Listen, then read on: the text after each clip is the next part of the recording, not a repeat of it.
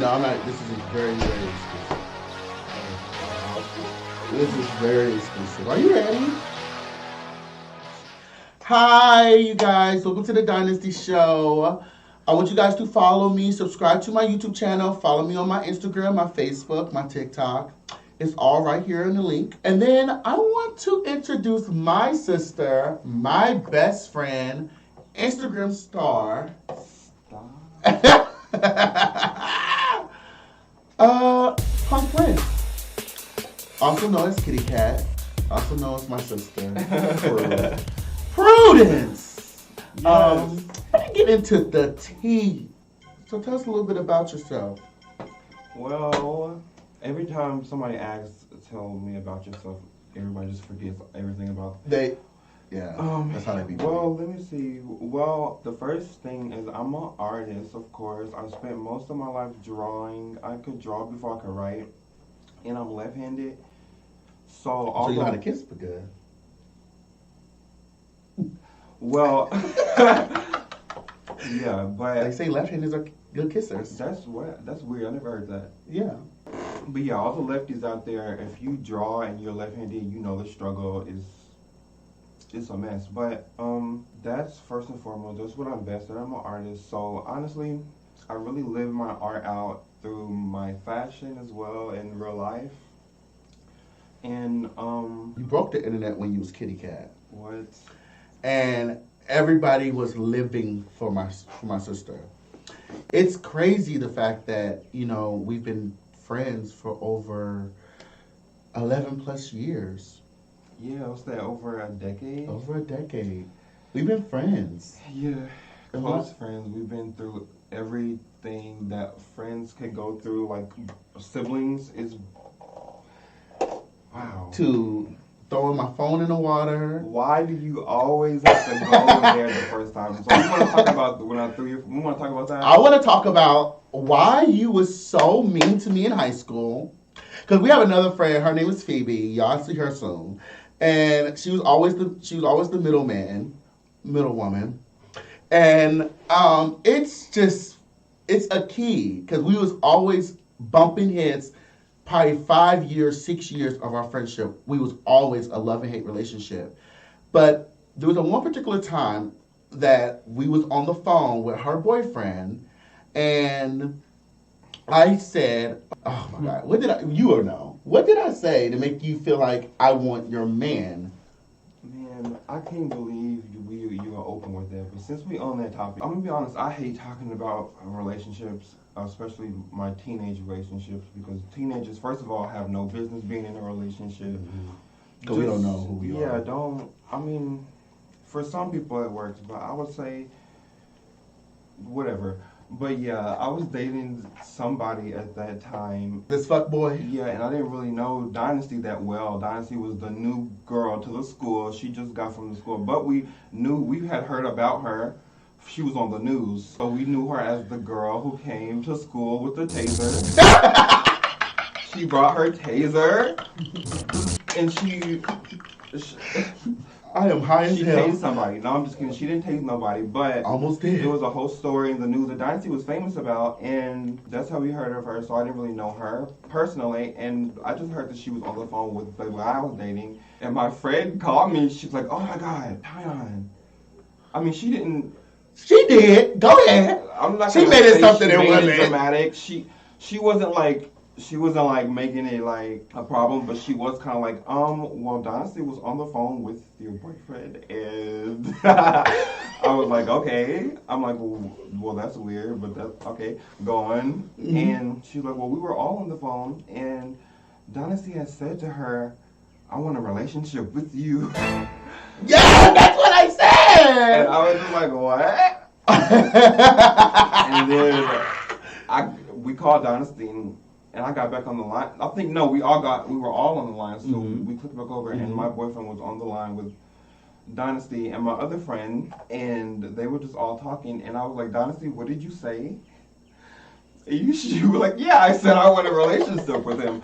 But one thing about Dynasty is that if you don't know Dynasty has a way of saying things kind of unique. She's a very unique character. So when she said relationship, she's just very passionate and caring. She really didn't mean like I boyfriend. wanted to date you. She meant I want to get to know you As a friend. Yeah, but you know, teenage me, that did not, it did not. This bitch hung up the phone, and yeah, she hung up the phone, and she said some little smart comments. She hung up the phone, so I didn't think nothing of it. Mind you, I had 2 phones, so I'm over here just minding my own business. The next day from school, I'm walking in my baby fat, you know, just feeling like I'm the shit. I'm in class with my sister because we have first period together. So then she was like, "Oh, girl, Prue's mad at you." I said, "Why?" Because what you said to her man and da-da-da. So we hit key, and I was like, "Girl, it's nothing, da-da-da." Mind you, I'm still kind of new. So she didn't talk to me all day. She avoided me the whole entire day. I think I tried to talk to her after the first period, and she ignored me. So then the last period, we went outside, and it rained the night before. So we over here, because we always play fight. We always bink. We always, we always play fight. So I'm thinking we was all play fighting. No, this bitch was really trying to fight me. You really was trying to fight me. And I'm thinking we're playing the entire time. I'm thinking we're playing. And then I guess my phone dropped or something, and then she picked it up. She's like, oh yeah, what did you say about my man? What did you say about my man? Oh, and it was a puddle of water. You said, you don't think I'm going to throw this in the puddle? You don't think I'm going to throw this? I said, you won't throw it. And she threw it in the water. She threw it in the water, you guys. And it was like, and then my heart just dropped. No, wait. I have to intervene. Go ahead. Because there's more tea to that story. So you remember, we were play fighting. We were kind of play fighting, and I was kind of a catty person. I will admit to that. I guess in a way I was the villain in this scenario. We were play fighting, and when we were play fighting, Dynasty dropped his phone, and I grabbed it, and you didn't know, and y'all were looking for it. Dynasty and her friend, they're like, "Where's my phone? Where's my phone?" And she had it on this phone. I said, "This is what you want." And I said, "I'll tell this and that water."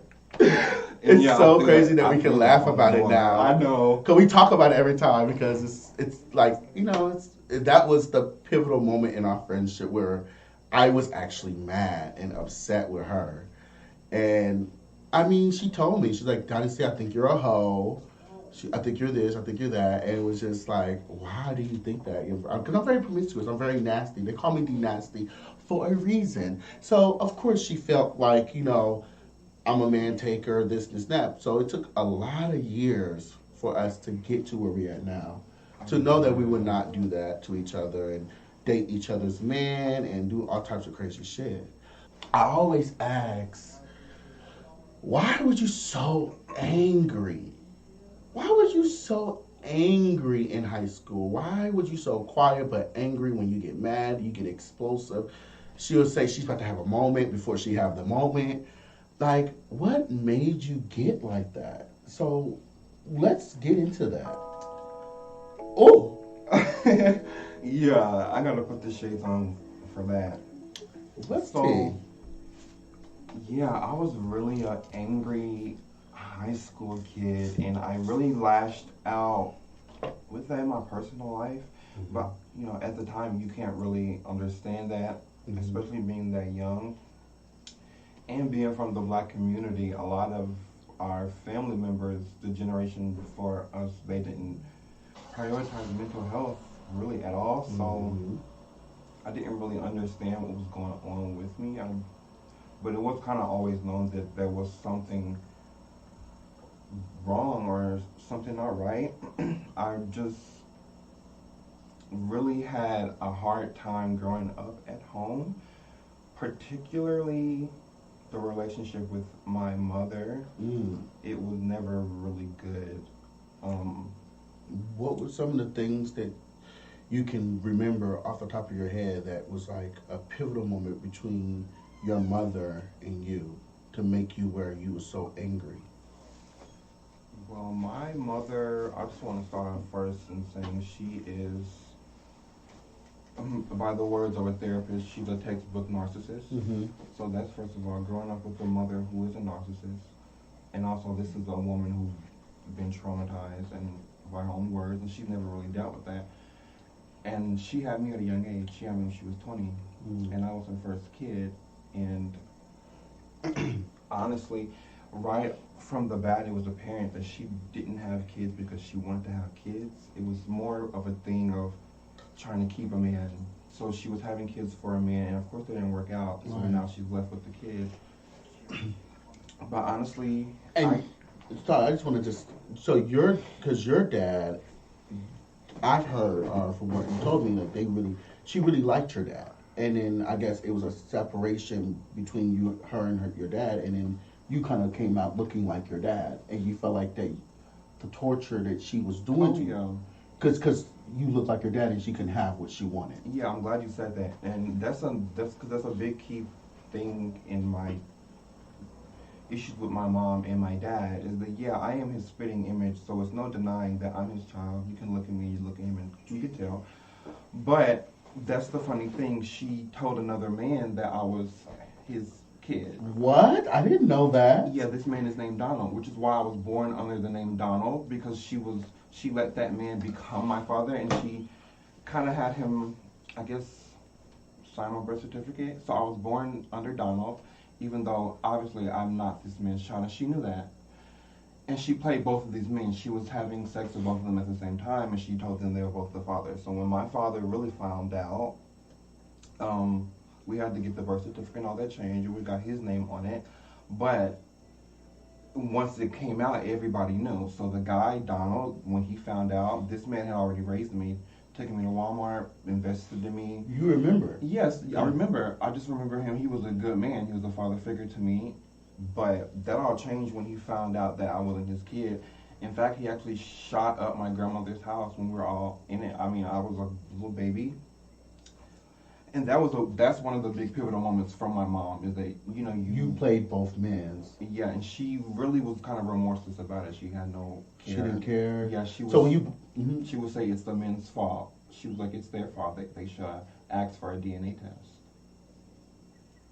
Mama, this is my daddy, I thought, and now he's not, and now there's other strangers coming in my life, and I love your dad, by the way. He's very sweet and very nice, but you didn't know him. You thought this man was that could be so traumatic, thinking and being with a man, thinking that's your father, and then another stranger come in, and then you ask your mom, what's going on, and she just doesn't give a fuck. Yeah, she never gave a fuck. And I always thought that was weird. I thought maybe that would change one day. But there's along the lines of learning of that, dealing with a narcissist parent, there's things that they won't care about. Wow. Or, yeah, and actually when I found out about all this, I mean, it was kind of weird because I was really young. I found out at 5 years old, so I didn't necessarily know. The thing I just knew is that now my name has changed, and I was just learning how to spell my name, Donald, so I just learned that. And at 5, you're just learning how to write and spell your name. So I had to learn how to spell my new name, and I remember that being really hard, even though Tyon it's only four letters, but just being so I used remember, to it. yeah, at that age it was really hard. That's the only thing I remember being that difficult. But yeah, I do remember wondering what happened to Donald. Wow. And growing up, I learned that's what happened to him. Wow.